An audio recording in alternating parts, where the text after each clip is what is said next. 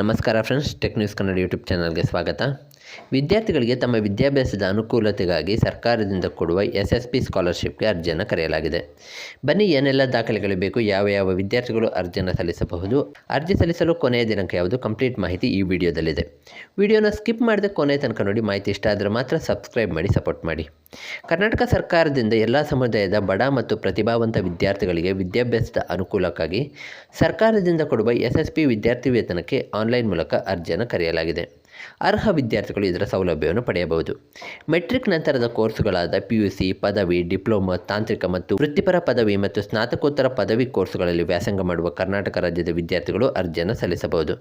SSP ಸ್ಕಾಲರ್ಶಿಪ್ಗೆ ಅರ್ಜಿ ಸಲ್ಲಿಸಲು ಬೇಕಾಗುವ ದಾಖಲೆಗಳು: SSLC ಮಾರ್ಕ್ಸ್ ಕಾರ್ಡ್, ಆಧಾರ್ ಸಂಖ್ಯೆ, ಮೊಬೈಲ್ ಸಂಖ್ಯೆ, ಜಾತಿ ಮತ್ತು ಆದಾಯ ಪ್ರಮಾಣಪತ್ರ, ಇಮೇಲ್ ID, ಕಾಲೇಜು ದಾಖಲಾತಿ ನೋಂದಣಿ ಸಂಖ್ಯೆ, ವಿದ್ಯಾರ್ಥಿಯು ವಿಕಲಚೇತನರಾಗಿದ್ದಲ್ಲಿ UDID ಗುರುತಿನ ಚೀಟಿ, ವಿದ್ಯಾರ್ಥಿಯು ವಾಸವಿರುವ ಜಿಲ್ಲೆ, ತಾಲೂಕು, ವಿಧಾನಸಭಾ ಕ್ಷೇತ್ರದ ಹೆಸರು ಮತ್ತು ಮನೆಯ ವಿಳಾಸ, ಸಂಬಂಧಪಟ್ಟ ದಾಖಲೆಗಳ ದೃಢೀಕರಣ, ಹಾಸ್ಟೆಲ್ ವಿವರಗಳು, ಕುಟುಂಬ ಗುರುತಿನ ಸಂಖ್ಯೆ ಹಾಗೂ ಇತರೆ ಅಗತ್ಯ ದಾಖಲೆಗಳು.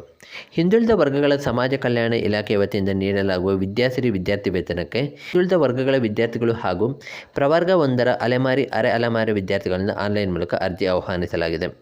ಅರ್ಜಿ ಸಲ್ಲಿಸಲು ಕೊನೆಯ ದಿನಾಂಕ: ಹಿಂದುಳಿದ ಕಲ್ಯಾಣ ಇಲಾಖೆ ಮೆಟ್ರಿಕ್ ನಂತರದ ವಿದ್ಯಾರ್ಥಿ ವೇತನಕ್ಕೆ ಅರ್ಜಿ ಸಲ್ಲಿಸಲು ಕೊನೆಯ ದಿನಾಂಕ 15/10/2024.